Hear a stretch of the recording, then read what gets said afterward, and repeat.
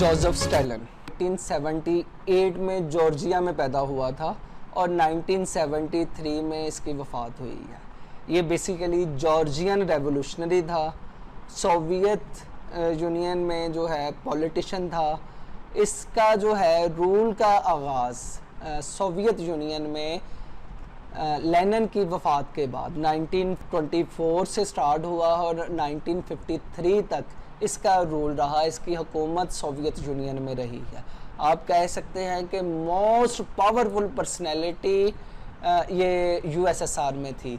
दुनिया में अमेरिका के बाद यूएसएसआर सेकंड नंबर पर बड़ी पावर थी।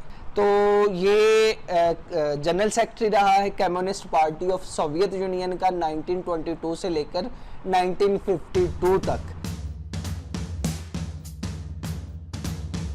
ग्रेट पर्ज के नाम से इसने एक मूवमेंट स्टार्ट की और इस मूवमेंट में तकरीबन 1 मिलियन लोगों को इसने अरेस्ट किया। 10 लाख के करीब लोगों को इसने अरेस्ट किया और 7 लाख के करीब लोगों को एग्जीक्यूट किया, सजाएं देकर मार दिया। और ये ग्रेट पर्ज यही था कि ऐसे तमाम लोग जो कि यूएसएसआर के दुश्मन हैं या उनका कोई ताल्लुक़ है सरमायादारों के साथ, तो उनको एग्जीक्यूट किया जाए, उनको रियासत से निकाला जाए, ताकि जितनी भी रियासत है ये रियासत तमाम क्लीन हो जाए। यहाँ पर वो सरमायादारी की जो इलामात हैं उनको ख़त्म कर दिया जाए। मार्क्स ने कहा है कि जो लोअर स्टेज ऑफ कम्युनिज़म है वहाँ पे एक ट्रांजिशनल प्रोलेटेरिएट गवर्नमेंट कायम होगी और उस गवर्नमेंट का काम क्या है? उस गवर्नमेंट का काम ये है कि वो अलामात जितनी भी हैं सरमायादारी निज़ाम की उनको ख़त्म करना है। तो उनको ख़त्म करके एक ना मुकम्मल वो सरमायादारी निज़ाम से पाक एक रियासत कायम करनी है और एट दी एंड बाद में ये करना है कि कम्युनिस्ट रियासत कायम कर देनी है जो कि क्लासलेस सोसाइटी होगी, स्टेटलेस सोसाइटी होगी। तो उससे पहले वाला काम ये ट्रांजिशनल फेज़ ये है कि आपने वो सरमायादारी की अलामात को ख़त्म करना है। तो ये इसने ग्रेट पर्ज के नाम से मूवमेंट स्टार्ट की। ग्रेट लीप फॉरवर्ड के नाम से चेयरमैन माओ ने स्टार्ट की। कल्चरल रेवोल्यूशन के नाम से उसने मूवमेंट स्टार्ट की। तो ये वो सारी मूवमेंट हैं कि जिनका मकसद यही है कि वो इलामात जो हैं उनको ख़त्म किया जाए।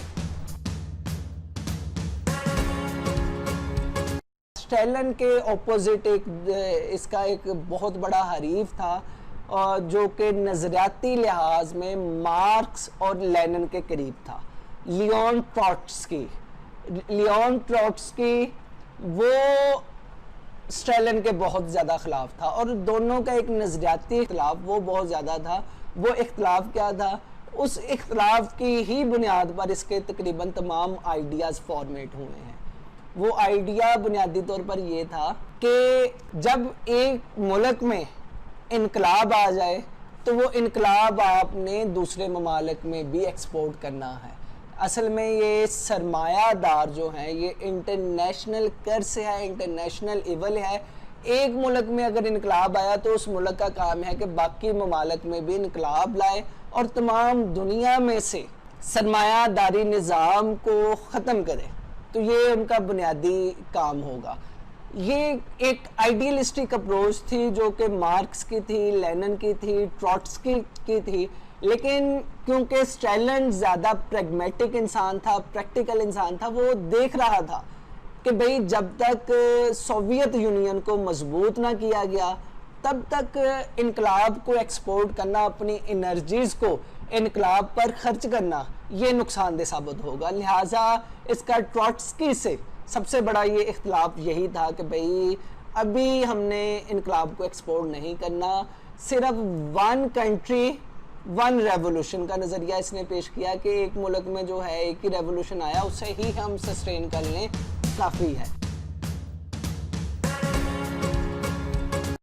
तो इसी बेस पे इसकी दूसरी मुखालफत भी मार्क्स, लेनिन और ट्रॉट्स्की के साथ शुरू हो जाती है। वो क्या है?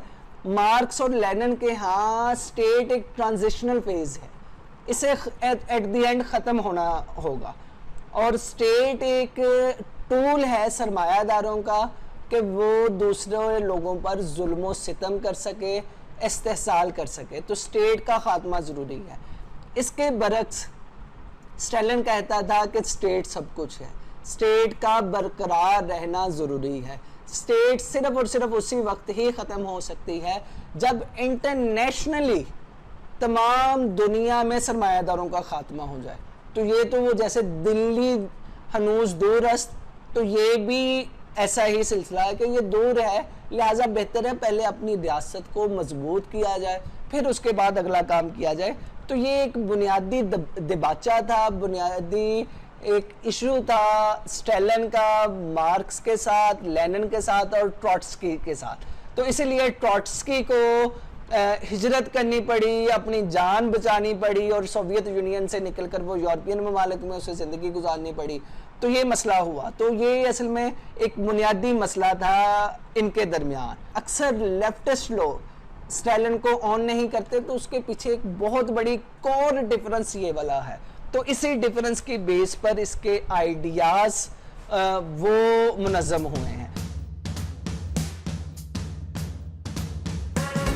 राइट ऑफ सेल्फ डिटर्मिनेशन, इसका कहना था कि तमाम अक़वाम को राइट ऑफ सेल्फ डिटर्मिनेशन देना चाहिए, उनको ये राइट्स देना चाहिए कि भाई वो जी सकते हैं, वो अपने आइडियाज़ के मुताबिक ज़िंदगी बसर कर सकते हैं, अपना जो उनका निज़ाम ज़िंदगी है, जो जो आइडियाज़ हैं उनके मुताबिक। आपको ज़रूरत नहीं कि आप उनके मामलात में इंटरवेन करें।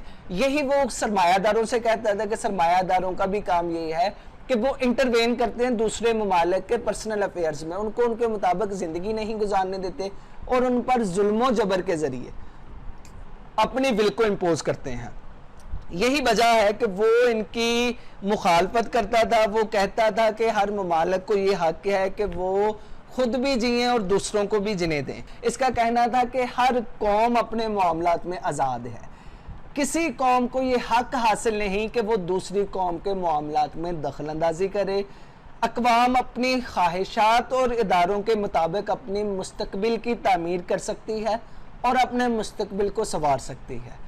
कोई कौम दूसरी कौम के इदारों को तबाह ना करे, किसी कौम के हकूक़ पर पाबंदियाँ आयद ना की जाएं, ज़ुबान की अशात और उसकी तरवीज में रुकावट ना डाली जाए, किसी भी मुल्क के मुकामी रस्म और रिवाज है उनका एहतराम किया जाए और उनकी पाबंदी की जाए, वफाक तश्कील देने और वफाक में शामिल होने या उससे अलहदा होने का इख्तियार दिया जाए। तो ये इसके बुनियादी आइडियाज़ हैं जिसे राइट ऑफ सेल्फ डिटर्मिनेशन कहा जाता। तो ये इसका बुनियादी आइडिया था, बहुत खूबसूरत आइडिया है, लेकिन इसकी भी ज़िंदगी में इस पर इम्प्लीमेंटेशन बहुत कम है। बहुत ज़्यादा इसने दूसरे ममालिक में दखल अंदाजियाँ की हैं, मुदाखलतें की हैं और उन पर कब्ज़ा किया है। एक कॉलोनियल स्टेट का दर्जा सोवियत यूनियन को हासिल था कि वो दूसरे ममालिक पर कब्ज़ा करके उसे ज़बरदस्ती अपने साथ रख लेता था। सोशलिज्म इन वन कंट्री, ये अब वही है ना जो है ट्रॉट्स्की के साथ जो इसका नजरियाती मुखालफत थी कि सोशलिज्म जो एक कंट्री में अगर इनकलाब आ गया तो भाई उधर उसे पेनिट्रेट करने दें, ज़रूरी नहीं कि वो दूसरे ममालिक में इंटरवेन करे और अपने आप को भी कमज़ोर कर ले। तो पहले अपने मुल्क में तो सोशलिज्म को जो है उसको जड़ें पकड़ने दें, उसे मजबूत होने दें, ये काम करें, बाद में बाकी काम है कि वो किए जाएं। यही वजह है कि ये लेनिनिज्म के भी खिलाफ था, मार्क्सिज्म के भी खिलाफ था और ट्रॉट्स्की के भी खिलाफ था। तो इसका यही कहना था कि आप किसी भी रियासत इसके वजूद को तस्लीम करें, ज़रूरी नहीं है कि आप अपनी स्टेट से निकाल कर दूसरी रियासतों में इनकलाब को एक्सपोर्ट करते फिरें, अपनी एनर्जीज़ को उधर लगाएं। अच्छा, इस मामले में इसकी अप्रोच बहुत ज़्यादा प्रैग्मेटिक थी। ये कहता है कि कॉमरेड, हम उस दौर में रह रहे हैं जिधर लोग बड़ी तेज़ी से तरक्की कर रहे हैं, दुनिया हमसे बहुत ज़्यादा आगे निकल चुकी है, दुनिया हमसे 100 साल आगे है और हमें 10 सालों में उस 100 साल का गैप फिल करना होगा। तो इसके लिए हमें टू मच एफर्ट करनी होगी। तो यही वजह है कि हम देखते हैं कि इसने नेशनलिज्म कॉन्सेप्ट पे इसने अपनी रियासत को बहुत आगे लेके गया कि इसने 5 ईयर प्लान इंट्रोड्यूस करवाए। तो उसमें भी ये था कि हमने यूएसएसआर को दुनिया की अजीम तरीन ताकत बनाना, इसे दुनिया में अहम तरीन मुकाम दिलवाना है। तो ये एक हार्ड वर्किंग इंसान था और भरपूर इसने अपनी सारी जिंदगी हार्ड वर्किंग पे गुजारी है। इंटरनेशनल लेबर ऑर्गेनाइजेशन का इसका कहना था कि इंटरनेशनली एक लेबर ऑर्गेनाइजेशन होनी चाहिए, कम्युनिस्ट आइडियोलॉजी की मालिक एक इंटरनेशनल ऑर्गेनाइजेशन होनी चाहिए जिसका सालाना इजलास हो, तमाम दुनिया के मजदूरों के उधर सुनवाई हो, तमाम ममालिक की पॉलिटिकल पार्टीज उसकी नुमाइंदगी करे और अपने मामलात को जो है उस फोरम पर डिस्कस करे। के साथ साथ ये कहता था कि सरमायादार कभी भी नहीं चाहेंगे कि ऐसी इंटरनेशनल ऑर्गेनाइजेशन, इंटरनेशनल पार्टी वो कामयाब हो सके। लिहाजा हुआ ऐसा ही है कि जब भी इनके इजलास हुए उसमें कोई ना कोई मसला हुआ, तो उसमें ये वाज़ह तौर पर कहता था कि ये ऐसे इजलास को नाकाम करवाना, ये जो इंटरनेशनल इस्तेमार है उसका सबसे बड़ा हथकंडा है। लिहाजा मजदूर पार्टियां आपस में लड़े ना, अगर ये लड़ेंगे तो ये सरमायादारी निज़ाम को ताकतवर करेंगे और कम्युनिस्ट कमज़ोर होंगे। इंटरनेशनल लेबर ऑर्गेनाइजेशन और वन इंटरनेशनल पार्टी होनी चाहिए जो कि मजदूरों के मफादात का मुकम्मल तौर पर तहफ़्फ़ुज़ करे। रेवोल्यूशन में वो तमाम है ना जो मटेरियलिस्टिक कॉन्सेप्ट ऑफ हिस्ट्री, उससे ये मार्क्स से भी जो है मुत्तफिक है कि मार्क्स ने जो नज़रिया हैगल के जो डायलेक्टिक आइडियलिज्म को मटेरियलिस्टिक आइडियलिज्म का जो है चरबा लगाया है, तो उससे इसने एक्सेप्ट किया है कि ये दुनिया, इसमें जो जितनी भी हिस्ट्री है उसमें क्लास स्ट्रगल रही है, हमेशा लोग आपस में, दो क्लासेस आपस में लड़ती झगड़ती रही हैं, जो है ये वॉर्स जो हैं वो क्लास क्लैशेस की वजह से हुई हैं, तो उससे ये मानता है। तो इसका ये कहना है कि दुनिया में रेवोल्यूशन के लिए जो सबसे बड़ी हर्डल है वो सरमायादार हैं। ये सरमायादार बिल्कुल नहीं चाहेंगे कि इनकी अयाशियाँ जो लगी हुई हैं वो ख़त्म हो जाएं, लिहाजा ये हर तरह से ये लोग मुत्तहद रहेंगे, इत्तेहाद में रहेंगे ताकि कम्युनिस्ट और सोशलिस्ट इनकलाब को नाकाम बनाया जाए। तो उसके लिए ज़रूरी है कि लेनिन की तरह, जैसे लेनिन कहता था कि तरबियत याफ्ता मेंबर्स होने चाहिए जो कि सरमायादार रियासतों से लड़कर इनकलाब ला सके। तो है कि ये कहता है कि जितने भी हमारे नज़रियाती साथी हैं वो ये नहीं कि लेनिन और मार्क्स की चंद इस्तिलाहात याद कर ली और मुंह बगाड़ बगाड़ के उन इस्तिलाहात को पेश करना शुरू कर दिया, तो ये इसका कहना कि ये हमारा ना जो है मुंतहा नहीं, ये मकसूद नहीं है।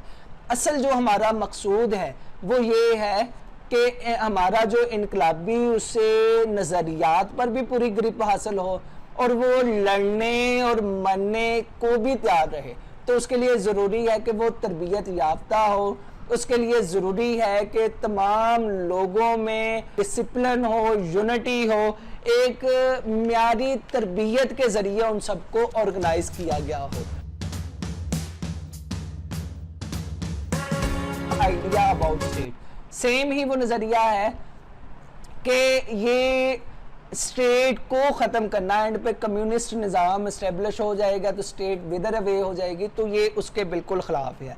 ये मार्क्स की आइडियोलॉजी के ख़िलाफ़ है, लेनिन की आइडियोलॉजी के ख़िलाफ़ है। तो समझ लें कि जो वो ट्रांजिशनल फेज़ है ये उससे ही कंटिन्यू रखना चाहता है, जिसे हम सोशलिज्म कहते हैं या लोअर कम्युनिज्म। मार्क्स ने अपनी book critique of Gotha program में कहा, तो ये उसे ना जो है बरकरार रखना चाहता है। मार्क्स ने जो कहा है कि ये स्टेट इवल है, असल तो ये कि हमने पूरी दुनिया में इनकलाब लाना, तो ये इसके हक में नहीं है, वो स्टेट के हक में, और ये चाहता है कि स्टेट ताकतवर हो ताकि इसकी ताकत के ज़रिए हम दुनिया में कम से कम कुछ ऑपरेशंस कर सकें कि जिधर ये इस्तेहसाली हथकंडे अपनाए जा रहे हैं।